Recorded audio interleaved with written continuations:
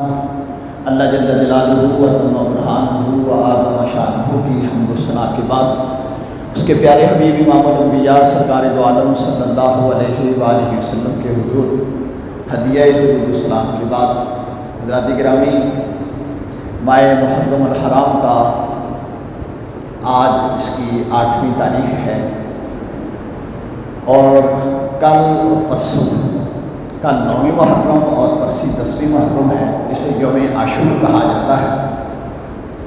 یوم عاشور کی حدیث مبارکہ میں بڑی فضیلت آئی ہے، یعنی اس دن کے روزے رکھنے کی، عبادت کرنے کی۔ ام المؤمنین سیدہ عائشہ صدیقہ رضی اللہ تعالیٰ عنہ فرماتی ہیں کہ رسول پاک صلی اللہ علیہ وآلہ وسلم ماہ رمضان المبارک کے علاوہ اگر کسی روزے پہ دوام کرتے تھے، ہمیشہ رکھتے تھے، تو آپ یوم عاشور کا روزہ رکھا کرتے تھے۔ اور آپ صلی اللہ علیہ وآلہ وسلم نے یہ بھی ارشاد فرمایا کہ یوم عاشور کے ساتھ ایک دن اور ملا لیے تھے، اور اس ماہ محرم الحرام کے ایک دن کے روزے کا ثواب اللہ تعالیٰ ایک مہینے کے روزوں کے ثواب کے برابر اسے عطا فرماتا ہے۔ اس لیے اب جو باقی 2 دن رہ گئے ہیں، ان میں اور اگر کوئی آدمی 9ویں کو نہیں رکھ سکتا، 10ویں 11ویں کو بھی وہ روزہ رکھ سکتا ہے۔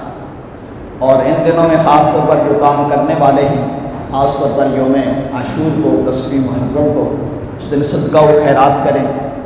جو آدمی اس دن ہاتھ کھلا رکھتا ہے، صدقہ و خیرات کرتا ہے، اپنے اولویات پہ خرچ کرتا ہے، اللہ تعالیٰ سارا سال اس کے رزق میں برکتیں عطا فرماتا ہے۔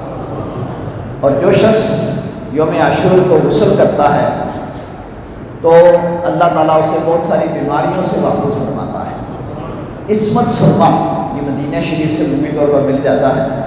جو آدمی یوم عاشور کو عصمت سرما لگائے تو وہ سارا سال آشوب چشم یعنی آنکھوں کی بیماریوں سے محفوظ ہو جاتا ہے۔ عاشور عشر سے بنا ہے اور عشر کا معنی ہوتا ہے 10۔ اس دن میں 10 ایسے واقعات ہوئے جو تاریخی واقعات ہیں اور جو اس کی عظمت پہ دلالت کرتے ہیں۔ چنانچہ حضرت آدم علیہ السلام کی توبہ قبول ہوئی تو یوم عاشور، حضرت ابراہیم علیہ السلام پہ نار نمرود گلزار ہوئی تو یوم عاشور، حضرت نوح علیہ السلام کی کشتی جودی پہاڑ پہ پہنچی، یعنی اس طوفان سے نجات ملی تو یوم عاشور۔ اس لیے نوح علیہ السلام نے اس دن جب آپ کشتی سے اترے تو آپ کے پاس مختلف قسم کی خوراکیں تھیں، ان خوراکوں کو اکٹھا کر کے آپ نے جسے آج ہم تلیم کہتے ہیں، عام طور پر حلیم کہتے ہیں، یہ حلیم لفظ ٹھیک نہیں ہے، یہ لفظ تلیم ہے۔ مختلف قسم کی دالیں اور اناج اکٹھا کر کے آپ نے بنایا، اور اس وقت آپ کے قرب و جوار میں جتنی مخلوق خدا تھی سب میں آپ نے تقسیم فرمایا۔ تب سے اس وقت یہ طریقہ کار چلا آ رہا ہے کہ اس دن عمومی طور پر تلیم پکائی جاتی ہے، لوگ نان تقسیم کرتے ہیں، تو یہ حضرت نوح علیہ السلام کی سنت مبارکہ ہے، اور ہمارے آقا صلی اللہ علیہ وسلم نے اس کی تائید بھی فرمائی ہے۔ تو اس دن صدقہ و خیرات کرنا یہ انبیاء کے نام علیہ السلام کی سنت مبارکہ۔ تو نوح علیہ السلام کو طوفان سے نجات ملی تو یوم عاشور، حضرت ابراہیم خلیل اللہ علیہ السلام کو نجات ملی تو یوم عاشور، حضرت موسیٰ کلیم اللہ علیہ السلام کو فرعون سے نجات ملی تو یوم عاشور، جس کی گواہی بخاری شریف کی حدیث دیتی ہے کہ نبی پاک صلی اللہ علیہ وآلہ وسلم کے صحابہ کرام جب مدینہ شریف تشریف لے گئے تو دیکھا اہل مدینہ یوم عاشور کا روزہ رکھتے ہیں۔ آپ صلی اللہ علیہ وآلہ وسلم نے ان سے پوچھا، آپ یوم عاشور کا روزہ کیوں رکھتے ہو؟ انہوں نے کہا فیہ انجا اللہ موسیٰ، اللہ تعالیٰ نے اس دن موسیٰ علیہ السلام کو فرعون سے نجات دی تھی، اور ہم اس شکرانے کا روزہ رکھتے ہیں۔ نبی پاک صلی اللہ علیہ وآلہ وسلم نے ارشاد فرمایا نحن احق بموسیٰ منکم، ہم تم سے بڑھ کر موسیٰ علیہ السلام سے محبت اور پیار کرتے ہیں، تم ایک روزہ رکھتے ہو، ہم آئندہ سے 2 روزے رکھا کریں۔ تو معلوم ہوا کہ یوم نجات میں شکر اللہ کا ادا کرنا چاہیے اور اس کی عبادت میں کثرت کرنی چاہیے۔ تو حضرت موسیٰ کلیم اللہ علیہ السلام کو نجات ملی تو یوم عاشور، حضرت یوسف علیہ السلام کنویں سے باہر تشریف لائے تو یوم عاشور، قید خانے سے باہر آئے تو یوم عاشور، اور تخت مصر پہ آپ کو شہنشاہی اللہ نے عطا فرمائی تو یوم عاشور، اور حضرت داؤد علیہ السلام کو اللہ نے حکومت عطا فرمائی تو یوم عاشور، حضرت ایوب علیہ السلام کو اللہ نے صحت یابی عطا فرمائی تو یوم عاشور۔ اسی طرح یہ سلسلہ چلتا رہا یہاں تک کہ میدان کربلا میں سید الشہداء امام حسین رضی اللہ تعالیٰ عنہ نے جو اپنے کنبے سمیت اللہ کی راہ میں قربانی پیش کی تو یوم عاشور تھا۔ اور جب حشر برپا ہوگی، جمعہ کا دن ہوگا، 10ویں محرم ہوگی، وہ بھی یوم عاشور ہی ہوگا۔ حشر کی بنیاد بھی اسی سے ہوگی۔ تو یہ دن عبادت کا دن ہے، یہ جو رات پرسوں کی رات اور آج کی رات ہے یہ عبادت کی رات ہے، اس عبادت میں گزاریں، اللہ کی عبادت کریں اور اپنے آپ کو گناہوں سے بچائیں، اور ان پاک ہستیوں کا ذکر صرف سنیں نہیں، سننے کے ساتھ ساتھ عمل کی کوشش کریں کہ ان کا کردار کیا ہے، اس سے نصیحت اور عبرت حاصل کریں کہ ہم صرف 14 گھنٹے کا 12 گھنٹے کا روزہ رکھتے ہیں تو ہمارا حال کیا ہوتا ہے۔ تصور کریں کہ گھر سے باہر ہوں، وطن سے بے وطن ہوں، اور 3 دن تک ان کے اوپر پانی بند کر دیا گیا تو ان کے بچوں کا اور ان کا کیا حال ہوگا۔ اور اس سختی کے باوجود، اس تکلیف کے باوجود انہوں نے نہ نماز چھوڑی، نہ روزہ چھوڑا، نہ قرآن کی تلاوت چھوڑی۔ یہ ہوتا ہے اللہ کی یاد۔ ہمارے اوپر تھوڑی سی دکھ مصیبت پریشانی آ جائے، اللہ ہم سب کو مصیبتوں سے محفوظ رکھے۔ کہیں اسپتال جانا پڑ جائے، کہیں کوئی اور دکھ آ جائے تو ہم نمازیں چھوڑ دیتے ہیں۔ کئی تو ایسے ہیں جو ماہ رمضان مبارک میں تھوڑا سا کوئی عذر آ جائے تو روزے چھوڑ دیتے ہیں، قرآن کی تلاوت تو اللہ ماشاء اللہ، لیکن ان پاک ہستیوں کا جن کا پورے ماہ مبارک میں ذکر خیر ہوتا ہے، بلکہ ہم سارا سال ان کا ذکر کرنا اپنے لیے باعث فخر سمجھتے ہیں، ان کا کردار یہ ہے کہ دکھ کی حالت میں نہ نماز چھوٹ رہی ہے، نہ روزہ چھوٹ رہا ہے، اور نہ ہی قرآن کی تلاوت چھوٹ رہی ہے۔ اور انہی پاک ہستیوں کے متعلق رب کائنات نے قرآن میں اپنی آیات مبارکہ نازل فرمائیں جو قیامت تک ہم سب کے لیے نصیحت ہیں، اور اللہ رب العالمین نے ارشاد فرمایا اسی مضمون کی ساتھ مطابقت کی وجہ سے میں نے جو آیت کریمہ تلاوت کی۔ اللہ نے ارشاد فرمایا فاذکرونی اذکرکم واشکروا لی ولا تکفرون۔ رب کائنات نے ارشاد فرمایا فاذکرونی، تم میرا ذکر کرو، اذکرکم، میں تمہارے چرچے کروں گا، واشکروا لی ولا تکفرون، میرا شکر کرو اور ناشکری نہ کرو۔ یا ایھا الذین آمنوا استعینوا بالصبر والصلاۃ، اے ایمان والو مدد حاصل کرو صبر کے ساتھ اور نماز کے ساتھ۔ ان اللہ مع الصابرین، اللہ صبر کرنے والوں کے ساتھ ہے۔ اور آج کی تلاوت کردہ تیسری آیت مبارکہ جو انہی آیات مبارکہ کا تسلسل ہے، رب کائنات نے ارشاد فرمایا ولا تقولوا لمن يقتل في سبيل الله اموات بل احیاء ولکن لا تشعرون، جو اللہ کے راہ میں شہید ہو جائیں انہیں مردہ نہ کہو، وہ زندہ ہیں لیکن تم ان کی زندگیوں کو سمجھتے نہیں۔ یہ 3 آیات مبارکہ امام حسین رضی اللہ عنہ کی پاکیزہ زندگی ان کی تفسیر بنتی ہے، عملی تفسیر۔ آپ نے اللہ کو یاد کیا، اللہ نے 14 صدیاں بیت گئی ہیں، ان کا ذکر جاری و ساری اور قیامت تک جاری و ساری رکھے گا۔ ان کا اللہ ان کا چرچا کرا رہا ہے، ممبروں میں ان کا ذکر ہو رہا ہے، بازاروں میں ان کا ذکر ہو رہا ہے، گلیوں میں ان کا ذکر ہو رہا ہے۔ یہ ہم کرتے نہیں، وہ کروا رہا ہے، کیونکہ اس کا اعلان ہے مجھے یاد کرو میں تمہارے چرچے کراؤں گا۔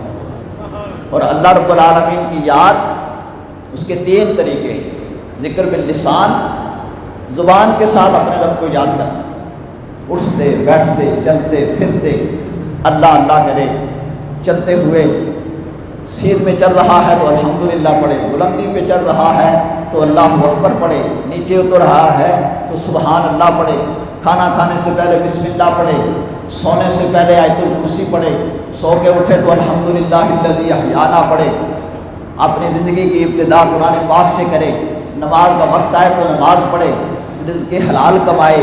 یہ ساری صورتیں اللہ کی یاد کہلاتی ہیں، یہ ہے ذکر باللسان۔ اور دوسرا صورت ہے، دوسرا طریقہ کار ہے اللہ کو یاد کرنے کا، ذکر بالجنان، دل سے اپنے رب کو یاد رکھنا۔ اور دل سے رب کو یاد رکھنے کا طریقہ کار یہ کہ ہر وقت دل رب کی طرف متوجہ رہے۔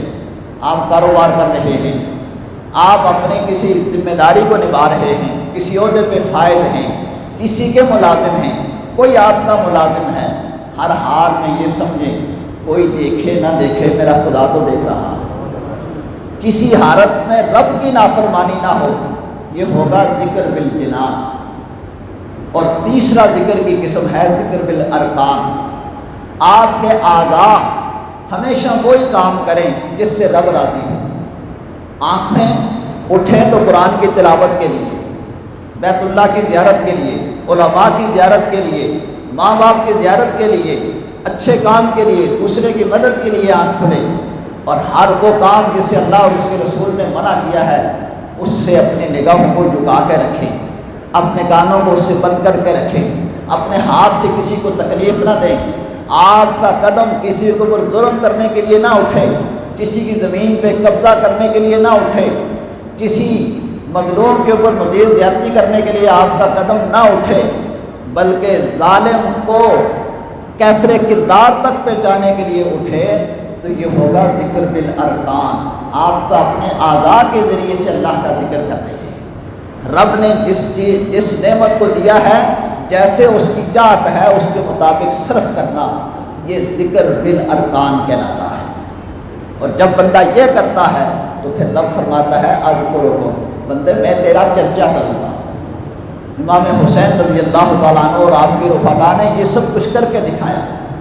آپ زبان سے بھی اللہ کا ذکر کرتے تھے، دل سے بھی اپنے رب کی طرف متوجہ رہتے تھے، اور اپنے اعضاء کو بھی رب کائنات کی فرمانبرداری میں لگا رکھا تھا۔ اور یہی رب کا شکر ہے، اس کی دی ہوئی نعمت کو اس کی منشا کے مطابق استعمال کرنا یہ شکر نعمت ہے، اور اس کی مرضی کے خلاف استعمال کرنا یہ کفران نعمت ہے۔ اور پھر آگے اللہ رب العالمین نے یہ نیکی کرنے والوں کا انعام بیان فرمایا اے ایمان والو، جب تمہیں کوئی مصیبت پہنچے، دکھ پہنچے، تکلیف پہنچے تو کرو کیا؟ یا ایھا الذین آمنوا استعینوا، جب تمہیں مصیبت پہنچے، دکھ پہنچے تو مدد حاصل کرو۔ کہ اللہ مدد حاصل کرنے کا کیا طریقہ ہے، کس کے ذریعے سے؟ فرمایا استعینوا بالصبر والصلاۃ، صبر کے ذریعے سے اور نماز کے ذریعے سے مدد حاصل کرو۔ صبر کیا ہے؟ الاستقامت، نیکی پہ ڈٹ جانا۔ آپ نے نماز شروع کی ہے، آپ نے قرآن کی تلاوت شروع کرنے کا ارادہ کر لیا ہے، روزہ شروع کیا ہے، اچھا کام شروع کیا ہے، آپ اس کے اوپر قائم رہیں۔ یہ نہیں کہ جمعے کی نماز پڑھ لی، عید کی نماز پڑھ لی اور سال کے بعد روزہ رکھ لیا، یہ استقامت نہیں۔ نیکی پہ قائم رہیں، اور جس برائی سے بچنے کا آپ نے ارادہ کر لیا ہے کہ آئندہ یہ برائی نہیں کروں گا، اس سے آپ رکے رہیں، یہ صبر ہے۔ جو کام کرنے کا اللہ نے حکم دیا وہ کرو، جس سے اللہ نے رکنے کا حکم دیا اسے رکے رہو، اور اس کے لیے اپنی خواہشات دبانی پڑتی ہیں، اپنی خواہشات کے اوپر کنٹرول کرنا پڑتا ہے۔ مثال کے طور پر دل کرتا ہے ٹھنڈی رات ہے، سوئے رہے، لیکن مسجد سے آواز آئی حی علی الصلاۃ حی علی الفلاح، آؤ نماز کی طرف، آؤ کامیابی کی طرف۔ اب ایک طرف دل کی چاہت ہے کہ سوئیں، آرام کریں، اور دوسری طرف رب کائنات کا اعلان ہے۔ یہاں دل کی چاہتوں کو دبا کر مسجد میں آ جانا، نماز ادا کرنا، یہ صبر کہلائے گا۔ فجر کی نماز پڑھی، دل کرتا ہے سوئیں، لیکن قرآن و حدیث کہتی ہے کہ نہیں، فجر کی نماز کے بعد قرآن کی تلاوت کریں۔ اب اپنی چاہتوں کے اوپر پاؤں رکھ کے قرآن کی تلاوت کرنا، یہ صبر کہلائے گا۔ اور اللہ نے شاہ فرمایا ان اللہ مع الصابرین، اللہ صبر کرنے والوں کے ساتھ ہے۔ جس کے ساتھ اللہ ہو جائے اس سے کوئی کمی نہیں رہتی۔ اللہ کی مدد اس کے ساتھ، اللہ تو ہر جگہ ہے لیکن اللہ کی مدد اس کے ساتھ ہوتی ہے۔ اور پھر اللہ سے مدد حاصل کرنے کا ایک دوسرا بہترین ذریعہ استعینوا بالصبر والصلاۃ، نماز کے ذریعے سے۔ نبی پاک صلی اللہ علیہ وآلہ وسلم کے اوپر جب بھی کوئی دکھ پریشانی کوئی مصیبت کا وقت آتا، حضور علیہ السلام نماز ادا فرماتے۔ جنگ بدر میں کفار کی تعداد مسلمانوں سے 3 گنا زیادہ ہے۔ مسلمانوں کے پاس اسلحہ نہیں ہے، خوراک اتنی نہیں ہے، ماہ رمضان المبارک کے روزے رکھے ہوئے ہیں۔ اب بظاہر حالات ساتھ نہیں دے رہے، لیکن رسول پاک صلی اللہ علیہ وآلہ وسلم کو رب کائنات کے اوپر توکل ہے، بھروسہ ہے، اور وہاں میدان بدر میں حضور نماز ادا فرما رہے ہیں۔ اسے کہا جاتا ہے نماز حاجت۔ جب بھی آپ کو کوئی مصیبت آئے، کوئی دکھ آئے، کوئی پریشانی آئے، نماز حاجت ادا کریں۔ آج کراچی میں سیلاب آیا ہوا ہے، مختلف دنیا کے اندر طرح طرح کی مصیبتیں آئی ہوئی ہیں، تو جہاں کہیں کوئی مصیبت کوئی دکھ آئے وہاں نماز پڑھی جائے، اذان دی جائے، اللہ کا ذکر کیا جائے۔ اللہ رب العالمین ان مصیبتوں سے بندے کو نکال دیتا ہے، اور یہ امام حسین رضی اللہ تعالیٰ عنہ نے کیا۔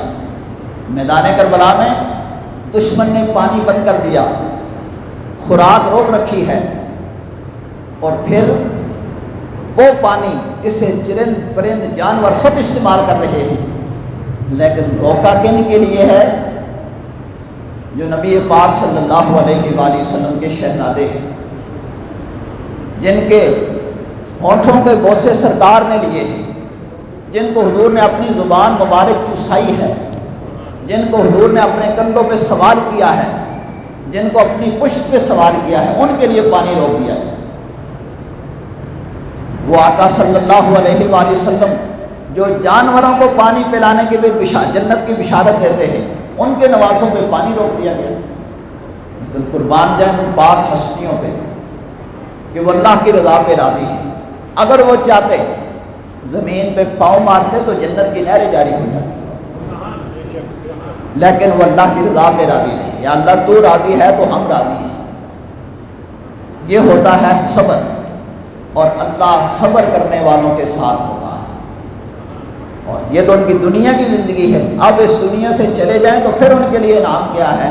رب کائنات نے شاید میں وہ بھی بیان کیا، مرتے دنیا سے سارے ہیں، جانور بھی مرتا ہے، انسان بھی مرتے ہیں، لیکن سارے مرنے والے برابر نہیں ہوتے۔ اللہ تعالیٰ نے دنیا میں انسان کو باقی مخلوق سے عزت مند بنایا، وَلَقَدْ كَرَّمْنَا بَنِي آدم، میں نے بنی آدم پہ عزت عطا کی ہے۔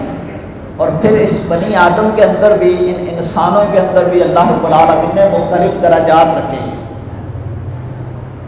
سیاسی اعتبار سے بھی، یعنی ظاہری اعتبار سے بھی، اور روحانی اعتبار سے بھی۔ ظاہری اعتبار سے آپ دیکھیں، کوئی عام آدمی ہے جس طرح میں اور آپ ہیں، کوئی جناب پولیس کا ملازم ہے، اب وہ گورنمنٹ کی نظروں میں اس کے لیے قانون اور ہے، میرے لیے اور آپ کے لیے اور ہے۔ میں اور آپ کسی کے ساتھ جھگڑ پڑیں تو ہمارے لیے قانون اتنا جلدی حرکت میں نہیں آئے گا، لیکن کسی سرکاری ملازم کو اگر آپ ہاتھ بھی لگا لیں قانون فی الفور حرکت میں آ جائے گا، کیونکہ اسے سرکار نے، گورنمنٹ نے تحفظ دے رکھا ہے۔ اس طرح پھر ان کے آگے درجے ہیں، کوئی انسپیکٹر ہے، کوئی سب انسپیکٹر ہے، کوئی ایس ایچ او ہے، اس طرح درجہ بدرجہ، کوئی ایم پی ہے، کوئی ایم این اے ہے، کوئی وزیر اعظم ہے۔ یہ دنیا کے درجات ہیں۔ اس طرح اللہ رب العالمین نے روحانی درجات بھی رکھے ہیں، ایک طرف کافر ہے اور ایک طرف مومن ہے، اور اللہ رب العالمین نے یہ دونوں برابر نہیں بنائے۔ ایمان والے اور بے ایمان دونوں برابر نہیں ہیں۔ ایمان والوں کے اندر اللہ رب العالمین نے پھر درجے رکھے، اور ان ایمان والوں میں کوئی ولی ہے، کوئی قطب ہے، کوئی غوث ہے، کوئی ابدال ہے، یہ سارے اللہ نے درجے رکھے، اور سب سے اعلیٰ درجہ نبوت کا، اور سارے نبیوں سے اعلیٰ ہمارا، ہمارے آقا صلی اللہ علیہ وسلم سب سے اعلیٰ، پھر اس کے بعد رسل، پھر مرسل، پھر انبیاء کرام علیہ السلام، اس کے بعد پھر صدیقین، اور پھر شہداء، پھر اولیاء۔ اللہ نے قرآن میں بیان فرمایا اولئک الذین انعم اللہ علیہم من النبیین والصدیقین والشہداء والصالحین، جن پر اللہ کا خاص انعام ہے، اللہ کے جو مقبول بندے ہیں، وہ نبی ہیں، وہ صدیق ہیں، وہ شہداء ہیں، وہ صالحین ہیں۔ اب نبی تو کوئی اپنی محنت سے بن نہیں سکتا، ذالک فضل اللہ یؤتیہ من یشاء، یہ اللہ کا فضل ہے، اللہ کسی چاہے نبوت عطا کرے۔ اور ہمارے آقا صلی اللہ علیہ وآلہ وسلم کے بعد اب قیامت تک کوئی نبی آ ہی نہیں سکتا، کیونکہ رب کا اعلان ہے وخاتم النبیین، میرا نبی آخری نبی۔ باقی 3 درجے رہ گئے، صدیقین، شہداء اور صالحین۔ صدیق جو ہمیشہ سچ بولے، ایمان کا سچا، قول و اقرار کا سچا، اپنے قول و افعال اور کردار کا سچا، صدیق ہوتا ہے، سچ بولے ہمیشہ۔ اور اس سچ کا انعام پھر رب یہ دیتا ہے کہ یہ ہمیشہ سچ بولتا رہتا ہے، پھر ایسا وقت آ جاتا ہے جو یہ بولتا ہے رب ویسے کر دیتا ہے۔ اور اسی طرح پھر اس کے بعد جو نیچے والا درجہ ہے وہ شہداء کا ہے۔ اور شہادت یہ وہ منصب ہے، یہ وہ مقام ہے جس کے لیے انبیاء کرام علیہ السلام بھی تمنا کرتے رہے، کیونکہ شہید کو رب العالمین نزا کے وقت اپنا دیدار عطا فرماتا ہے۔ ادھر اس کے خون کا قطرہ زمین پہ گرتا ہے، اس قدر اللہ اسے جنت عطا فرماتا ہے۔ اس لیے ہر نبی ولی اللہ کے نیک بندے شہادت کی تمنا کرتے رہے۔ سیدنا فاروق اعظم رضی اللہ تعالیٰ عنہ، جن کی گزشتہ جمعۃ المبارک ان کے حالات پہ میں نے کچھ تقریر عرض کی تھی، آپ دعا فرمایا کرتے تھے اللہم ارزقنی شہادۃ فی سبیلک وامتنی فی بلد حبیبک، اے اللہ اپنے محبوب کے شہر میں، اپنے راستے میں، اپنے راہ میں شہادت عطا فرما۔ یہ ان کی تمنائیں ہوتی تھی، اور جب ان کی یہ تمنا پوری ہو جاتی تو وہ مست ہو کر اللہ سے دعائیں کرتے، شکر ادا کیا کرتے تھے۔ میں نے گزشتہ جمعۃ المبارک کو بھی عرض کیا تھا، سیدنا علی شیر خدا رضی اللہ تعالیٰ عنہ کو جب شہید کیا گیا، جب آپ کو زخمی کیا اور پتہ چل گیا کہ اب آخری لمحات ہیں، تو آپ نے فرمایا قلت برب الکعبہ، رب کعبہ کی قسم میں کامیاب ہو گئے، کیونکہ شہادت ہے مطلوب و مقصود مومن، نہ مال غنیمت نہ کشور کشائی۔ مومن کا مقصود ہی شہادت ہوتا ہے کہ اللہ کی راہ میں شہید ہو جاؤں، یہ جان اسی کی دی ہوئی ہے اور اس کی راہ میں قربان کرنا، اور جو اس کی راہ میں اپنی جان قربان کرتا ہے ان کے مرتبے رب قرآن میں بیان فرماتا ہے۔ جو میرے راستے میں شہید ہو جائیں انہیں مردہ نہ سمجھنا، مردہ نہ کہنا، وہ زندہ ہیں، تم ان کی زندگیوں کو سمجھتے نہیں۔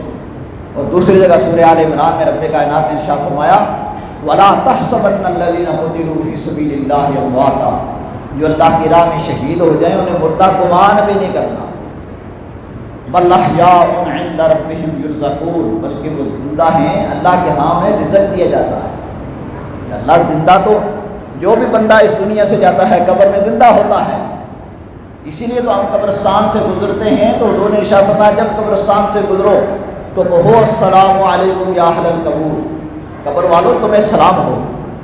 اگر وہ زندہ نہیں ہیں تو سلام کسے کہنا، زندہ تو وہ بھی ہیں، لیکن اللہ رب العالمین نے ان کی زندگی کا خاص طور پر ذکر فرمایا کہ موت ان کو بھی آئی ہے، موت ان کو بھی آئی ہے، لیکن یہ موت برابر نہیں ہے۔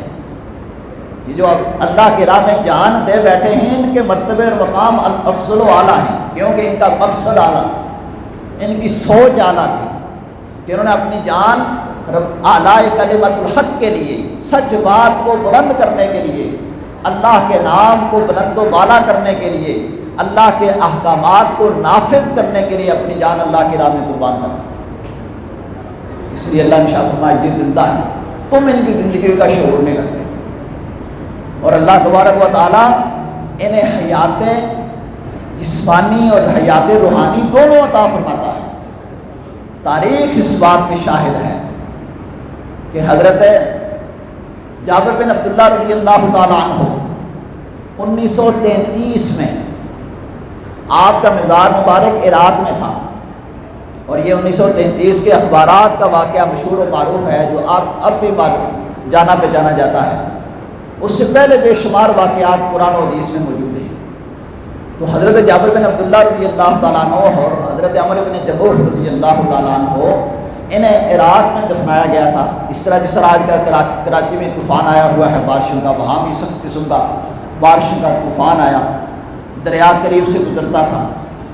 تو وقت کے حاکم کو خواب میں حضرت عبداللہ بن جابر رضی اللہ تعالیٰ عنہ کو یہ بتایا گیا کہ سیلاب ہماری قبروں کے قریب آ رہا ہے، لہذا ہمیں یہاں سے دوسری جگہ دفنایا جائے جہاں حضرت سلمان فارسی رضی اللہ عنہ کا میدان ہے.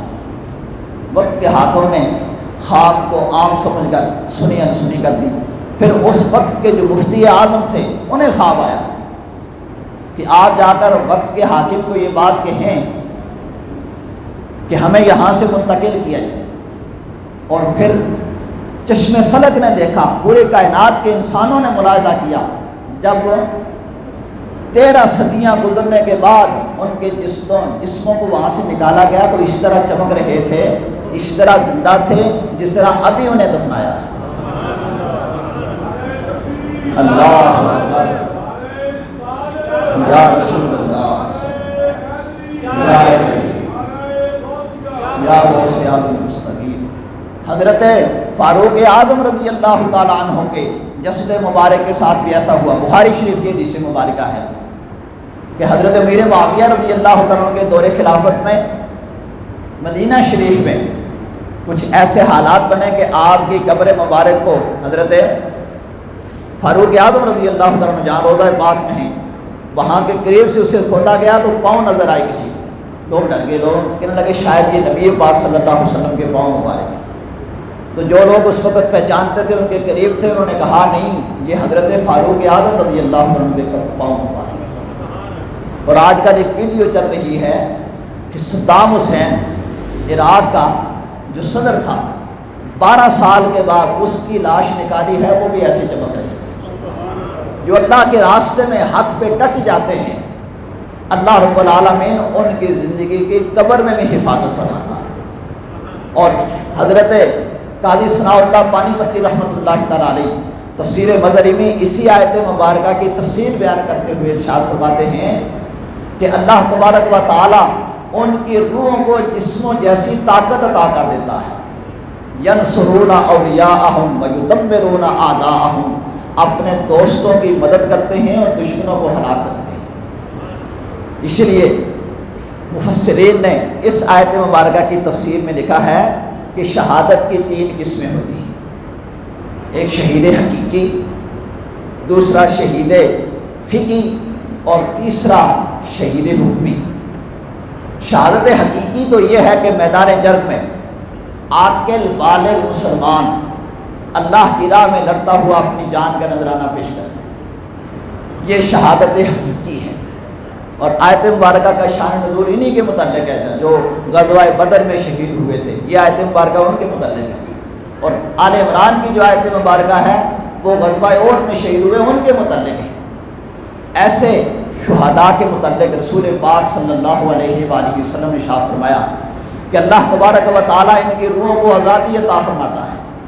وہ آسمان و زمین میں جہاں چاہتی ہیں جاتی ہیں، اور جنت میں جنتی پرندوں کے کوٹوں میں اللہ رب العالمین انہیں سیر کرواتا ہے. اور اللہ کے ہاں ان کا یہ مرتبہ اور مقام ہے کہ جب یہ جنت میں جائیں گے تو اللہ رب العالمین ان سے پوچھتا ہے میری جنت کو کیسے پایا. عرض کرتے ہیں یا اللہ بڑا اعلیٰ مرتبہ اور مقام، بڑی عالی چیز ہے، بڑی اس میں تو نے نعمتیں رکھی ہیں. تو اللہ ارشاد فرماتا ہے کوئی اور تمہاری تمنا اس میں رہتے ہوئے؟ تو شہید کہتا ہے یا اللہ ہماری تمنا یہ ہے دوبارہ دنیا میں بھیج، دوبارہ دنیا میں بھیج کہ وقت نزا جو تیرے راستے میں جان دیتے ہوئے ہمیں جو لطف نہیں آ رہا، کیونکہ اس وقت تیرا دیدار نصیب ہوا ہے. اور اسی لیے شہید کا بازو کٹتا ہے، اس کے پاؤں کٹتے ہیں، اس کا جسم کا لرزہ ہو جاتا ہے، لیکن وہ اپنی جان اللہ کی راہ میں قربان کر رہا ہوتا ہے، اسے تکلیف نہیں ہوتی کیونکہ وہ رب کا دیدار کر رہا ہوتا ہے. اور قرآن اس بات پہ شاہد ہے، قرآن اس بات پہ گواہ ہے کہ جب کسی اعلیٰ منصب کی خاطر انسان اپنی جان قربان کرتا ہے تو پھر اس کو جان کٹتے ہوئے درد محسوس نہیں ہوتا. سورہ یوسف میں اللہ رب العالمین نے حضرت یوسف علیہ السلام کے حسن اور ان کے کمال کو بیان کرتے ہوئے ارشاد فرمایا کہ زلیخا نے مصر کی خواتین کو بلایا اور کہا جس حسن کے بارے تم مجھے تانا دیتی تھی اور دیکھو تو صحیح، اور ان عورتوں کے ہاتھوں میں فروٹ دے دیا، انہیں تیز دھار چھریاں دے دی کہ تم پھل کاٹو، ادھر وہ پھل کاٹ رہی تھی، ادھر حضرت یوسف علیہ السلام کو کہا آپ تشریف لائیں، بس یہاں سے صرف گزر جائیں۔ یوسف علیہ السلام ان کے سامنے سے صرف گزرے تو انہوں نے نگاہ اٹھا کے دیکھا، قرآن کہتا ہے قطعنا ایدیہن وقلنا حاشا للہ ما ھذا بشرا، اپنی انگلیاں کاٹ دیں، اور یوسف علیہ السلام کے حسن میں اتنی مگن ہو گئی انہیں محسوس بھی نہ ہوا کہ ہمارے ہاتھ کٹ رہے ہیں۔ حسن یوسف پہ کٹی مصر میں انگشت زنا، سر کٹاتے ہیں تیرے نام پہ مردان عرب۔ حسن یوسف کا یہ عالم ہے تو خالق حسن کا عالم، حسن یوسف کا عالم کیا؟ جس رب کائنات نے یوسف علیہ السلام کو پیدا فرمایا، اس رب کے حسن کا عالم کیا ہوگا؟ اس کا دیدار جب رب اپنے اس شہید کو عطا کرتا ہے جو اللہ کی راہ میں جان قربان کر دیتا ہے، تو پھر یہ اعلان کرتے ہیں قلت برب الکعبہ، رب کعبہ کی قسم میں کامیاب ہو گیا، اور ان کی کامیابی کے چرچے پھر قیامت تک جاری و ساری رہتے ہیں۔ شہدائے کربلا نے ہمیں یہی سبق دیا کہ حق بات کی خاطر سولی پہ چڑھنا پڑے، حق بات کی خاطر اپنے بچے قربان کرنے پڑے، حق بات کی خاطر اپنا مال گھر بار چھوڑنا پڑے تو سب کو چھوڑ دو، حق کا ساتھ نہیں چھوڑنا، اسی میں تمہاری کامیابی اور کامرانی ہے۔ اللہ ہمیں ان پاک ہستیوں کے نقش قدم پر چلنے کی توفیق نصیب فرمائے۔ وآخر دعوانا الحمدللہ رب العالمین۔